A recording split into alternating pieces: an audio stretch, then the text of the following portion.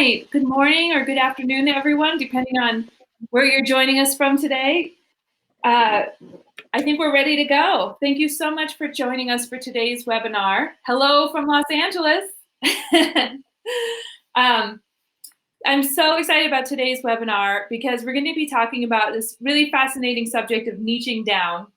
And we're actually going to be interviewing today for the second time some Jotful community members. We're so excited to be interviewing Jotful community members because for those of you who aren't familiar with Jotful community, these are people who provide services that are online marketing services related to websites. They're really instrumental to Jotful, and we're so happy that they're here with us today.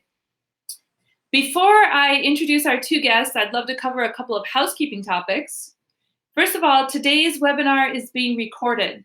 We'll be able to share the link with you after the event is complete, and we welcome you to revisit the content yourself anytime you like or share it with others. We also invite your comments and questions.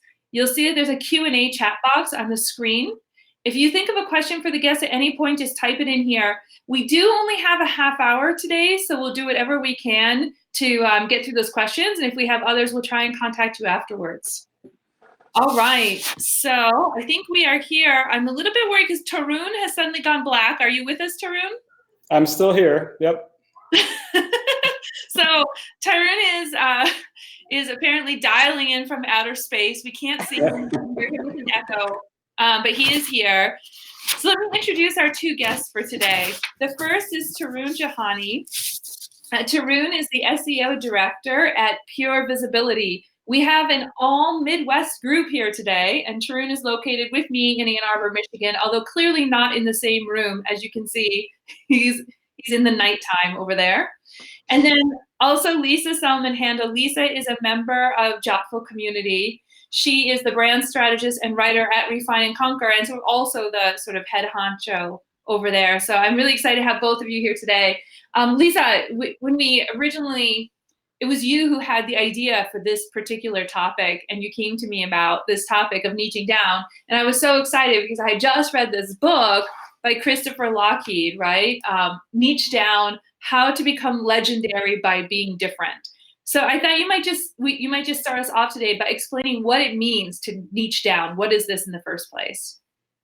Sure. I'm just going to mute myself because I'm echoing a bit. Hold on. So when I've experienced a struggle with niching down with my own clients in that they originally come to me and they have either an idea for a website or they have a business that they've already been a part of for a while. And then they start to feel like they're doing everything for everyone. But then there tends to be an area where they are finding greater or stronger success within. And once we uncover what that area is, it helps us figure out where to then focus their business. And it helps us to figure out how to then write content that would be attractive to people that are interested in that area of their business. Mm-hmm.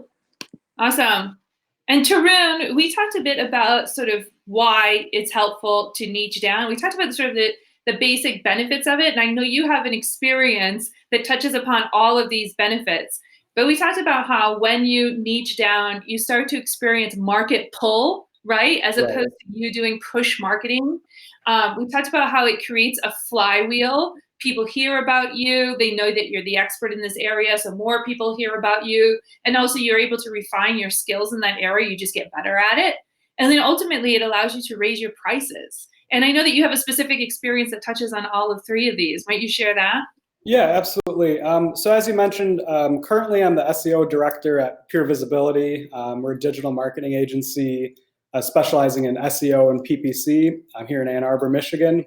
But I started my career in marketing about 12 years ago when I first started freelancing and then built a small business for myself. And at that point, I was focusing on web design, building sites for small and local businesses. And the Ann Arbor market was and still is very competitive. So I found myself competing against these long-established, larger web design firms, and really asking myself, how do I get new business? How do I attract business? How can I sort of stand out and break through the noise? And at the time, WordPress, it was a very popular platform still back then, but not as widespread as it is today. And so I decided to sort of niche down and focus on only WordPress-based websites. So I would only build sites on that platform. It was really hard at first because I had to turn down some business and say, no, I can't build this custom app or this custom site. I only focused on WordPress. But what I found was it was a really good move in the long term because, as you mentioned, Dawn, it really allowed people in the community to start to recognize me as the WordPress specialist. And not only did it help for attracting new business, but then referrals and word of mouth sort of spread as well. And as you sort of alluded to, what happened over time is as I got better at what I did and more efficient in my processes, I was able to raise my prices as a result. I had a specific service offering that people were looking for that was different than others, or it was specific to their need. And then therefore you can raise your rates when you have this value. And so it really benefited me on multiple ways. It also benefited that the overall process itself. I got more efficient. I knew how to set up different workflows with my team, with developers and designers on my team. So it really helped me in many different ways. Right. And Lisa, I know you advise a number of your clients to niche down in their own businesses. Can you talk a little bit about the process you go through for helping to find a niche? Sure. So a lot of what we do is evaluating their business that they've built so far. A lot of my clients have already found success in a couple of areas in the business world and offering their services. And we go through an evaluation process where we look at, what they think about their work, what they see as different in the work that they provide as opposed to their competitors in the field, and or what feedback they've had from clients that have told them that, we really felt special in this way, or you helped us grow this area of our business, or you provided this skill set for us. And then after that, we really work through and figure out what it is that they want to provide that is working well for them, and then also what the audience is that they can connect with. And so the struggle tends to be that they don't want to not offer things that people might want to pay them for. However, if they offer everything for everyone, then they dilute what makes them special. And so it tends to be their unique quality that allows them to connect with people that will continue to buy them more. So it's a give and take there, and they have to eventually typically make the leap and decide, I'm going to really go all in this one area, and then hope to connect with enough people that I could build my business and become more successful. Mm-hmm. Tarun, in addition to these sort of more qualitative ways of identifying possible niches, I know because you're an SEO expert, you also use some quantitative tools, right? Like keyword analysis and whatnot to identify niches. Can you talk a little bit about the other kinds of tools you might use? Yeah, that's right.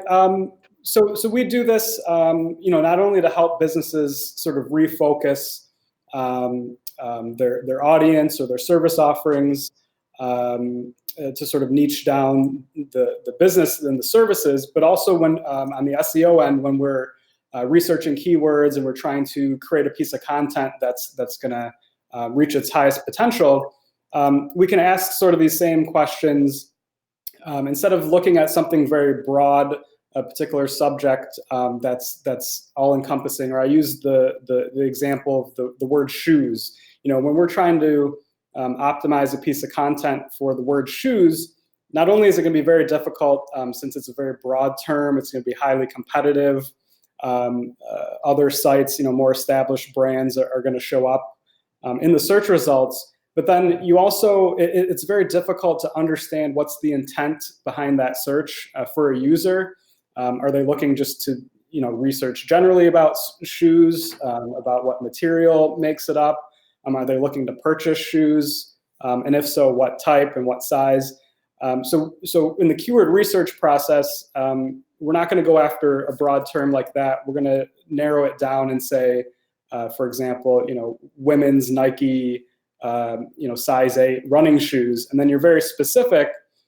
So you'll have a much easier time ranking high in the search engines, therefore getting in front of the right people at the right time. And then also you're increasing the likelihood of conversion. You know exactly what that person is searching for and what they're looking for. And then if you offer that on your page, you're much more likely to convert. So similarly in concept, we can use these tools not only if we're trying to optimize a piece of content, but we can use these keyword research tools to get ideas and to sort of take a couple broader topics and sort of mix them together or put both terms into the tool to get out some new ideas. So there is Keyword Planner, which is Google's free tool, the Google Keyword Planner, and it's primarily created for their ads platform, but you can still get a lot of useful information, not only for keywords for content on the organic side, but then also a lot of the things that we're talking about today to try to either come up with new business ideas or come up with new, more niche service offerings. There are a number of other tools out there that are either free or paid. A couple of them that we use here that all have free trials or free versions. There's a tool called Ahrefs, another tool by Moz, moz.com. So they have some free keyword research tools. And then honestly, just searching on Google is something that a lot of people don't do, but should, because what you can do when you're researching business ideas or service offerings is to see what is showing up. You can really glean a lot of insight from the type of results. For example, if there are a lot of videos or a lot of images, that can sort of come into play too when you're doing some of this research. Awesome. Tarun, let's stick with you for just another minute. One of the things that I know you mentioned when you talked about how you niche down with your own business, like specifically working on WordPress websites, was that it was scary, right? You were giving up other opportunities to focus on this one area. And I know you and I are both here in Ann Arbor. And one of my favorite examples for sort of the failure of not niching down is when you go into a restaurant and they'll have Greek, French, and Chinese food on the menu. Like nobody believes they're going to be good at one of those three things, right? And here in Ann Arbor, we actually have a business on the street called Le Dog La Soup, which sells hot dogs in the summer and soups in the winter, and that's it, right? But they always have a line out the door because everybody knows they're going to have great hot dogs and they're going to have great soup, and that's what you're getting. Drew, can you talk a little bit about sort of that fear when you're like first niching down before you have that line out the door? Yeah, that's a good question, a good topic, because it's hard. It's very, very difficult to get over that hurdle and take that first step and that second step. But it's necessary. And I mean, as business owners, as people in small businesses, we constantly have to fight for our spot, against these larger national, international organizations. And really the only way to do that is to specialize, is to be that Le Dog of your industry. Because then even in a time or a topic like today where we're on a webinar about business and marketing, we're now talking about this hot dog stand and they're getting free marketing. So that's the power of niching down. So it is really scary. But what I always like to refer back to is the opportunity cost, right? If you are just casting this really wide net and say, I'm a website builder and leave it at that. Now, not only is it going to be difficult for you to stand out in the sea of other designers and developers all across the nation or the world, but when you do get that prospect, or you do have that lead, you're going to need to do more convincing or more selling to get them to choose you versus some other companies that they're considering.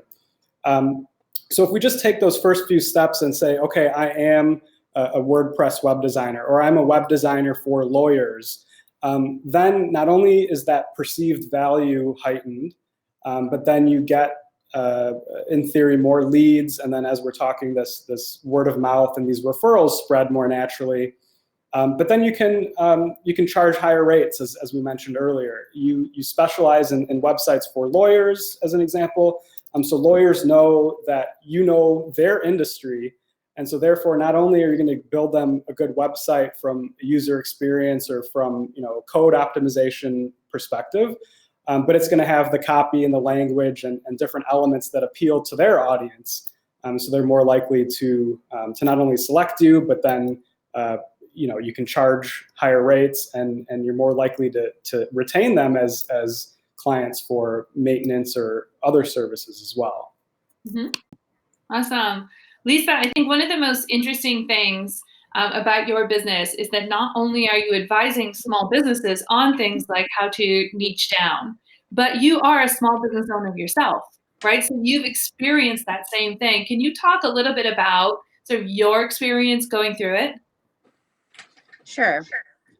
So in connection to what Tarun was saying before, I think that a business like his and mine would often work hand in hand, where we would decide, which terms are interesting and which terms are getting hits and who's finding us where, and then decide how to put that, those terms into the content for the website. So making sure that, you become authentic and include those terms sometimes can be a bit complicated. So what I found for myself is true for a lot of my own clients is that you need to really figure out a way to display your own character in your work, in that, what is your unique characteristics? How are you doing your business or your writing? Or, for instance, I have clients that are landscapers or yoga therapists, and how are they doing it in a way that is different than everyone else out there? But then also, like, what's their special story? And I found that with my own clients, if I can connect with them in a way and they can understand that, I came to writing, I have a history of teaching and helping other people with their work and writing, just from a much more like pro bono type thing. And then I've developed this into my own business where I do it. They can kind of see, oh, well, that's similar to me. I didn't start where I am now, but there's a story there, and telling that story often helps other people identify with you. And so it's the specialness about your story that I think really can hook people in and get them interested in you and then want to work with you. And so it's kind of like a circular procedure, I'm niching, I'm a niche, they're a niche. We work together to kind of develop the strongest case for other people to buy them. Yeah. Or their products or their services or whatever. Awesome. So Lisa, sitting there, one of the things we discussed is that when you're defining your niche, one of the important things is that you communicate very clearly and consistently exactly what that niche is. And I know this is a very difficult thing to do. And so an example we're talking about is a photographer who in the beginning says they specialize in drone footage, but because they can also do weddings, the next thing you know, they're no longer talking about drone footage, and they're talking about their work at weddings, right? And then they sort of lose their niche. Can you talk a little bit about the importance of that consistency and how you keep it up? You're talking me, right? Yeah. Sure. So when you become everything for everyone, you don't do anything super well. And so when you work on your craft and specialize in that, it helps to both, it's like self-fulfilling prophecy. You become specialized and you become better at it, as Tarun said earlier. And it really helps clients, again, understand that you have their best interest at heart. You want to become the best wedding photographer that there is. If you're working on drones, I mean, maybe you can use a drone at a wedding. I've seen that too. But, you tailor all of your content on your site. You tailor the videos you may upload, photos that you have that you display. When you speak to people, you talk to them about understanding what they're going through and how, the planning process and what you offer, and kind of your unique entry point into the conversation.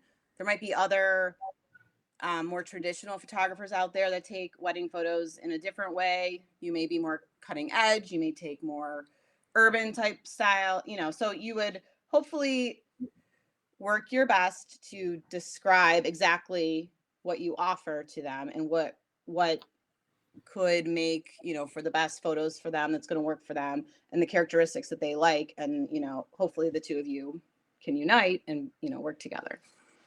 Yeah. And Dawn, I can, if you don't mind, jump in too, because Lisa, a couple things you said earlier, I think are worth reiterating, around storytelling and this, the human side of things, because I think that's something that a lot of business owners sometimes forget, or as you grow and scale up as a business, you tend to lose sight of.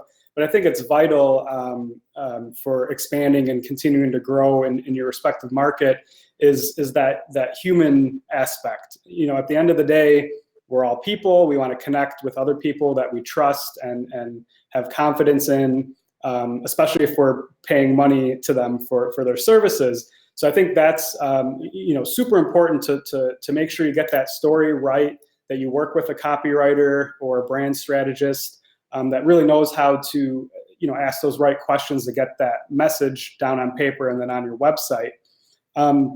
And another thing I wanted to touch on that Lisa mentioned is just this, when you niche down, like we'll take the photographer example.